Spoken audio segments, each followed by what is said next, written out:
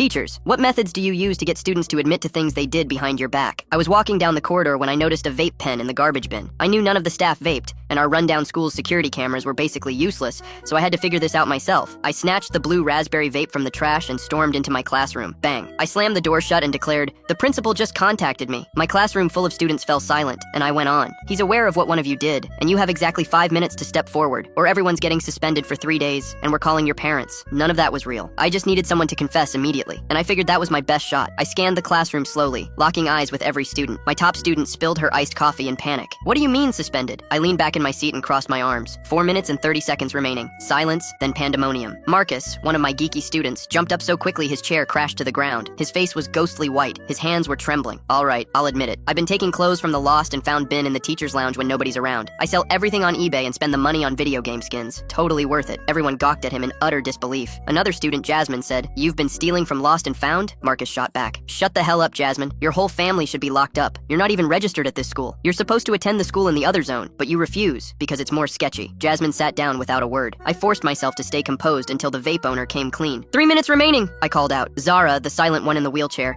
exploded into sobs and stood up for the very first time. "I can't keep doing this." Everyone stared. The classroom gasped. "I'm not disabled. I don't even have dyslexia. I've been pretending since September. I just didn't want to participate in PE class." "You've been in a wheelchair for 4 months," someone yelled. Zara replied, "I have basketball practice outside of school 3 times a week. I just despise the coach here, and this is the easiest way to skip stuff." "We organized a fundraiser for you," Marcus yelled. "We collected $800 and gave it to you. Where did it go?" "2 minutes left to come forward," I bellowed. My pulse was racing. This was far beyond what I expected. Another student, the football player, glanced around anxiously. Then, okay, if everyone's confessing, then I suppose it's my moment. The football player gulped nervously. "Remember when Mr. Peterson got terminated last year for having pills in his desk?" The classroom went frozen. Nobody shifted. Nobody exhaled. "Did you set that up?" I whispered. The football player nodded furiously. "Yes, he had it coming. He gave me a D on every assignment. I just wanted him out." The football player was shaking as he went on. "I didn't expect he'd actually lose his job. I assumed they just counseled him about dependency and sent him to treatment or something." Marcus yelled. "You destroyed a man's livelihood. You're operating a black market from the lost and found." The football player yelled back. 2 students grabbed their phones and said together, "This has to be recorded for the school meme account." I glanced around. So far, we have admissions to theft, fraud, deception, but none of this is what I'm after. "Anyone else want to confess anything?" Chris admitted. "I've been sleeping in the ceiling." "The ceiling?" I screamed. "My parents believe I'm at private school. I just stay here. Time's over." I was lightheaded. Nobody admitted to what this is really about.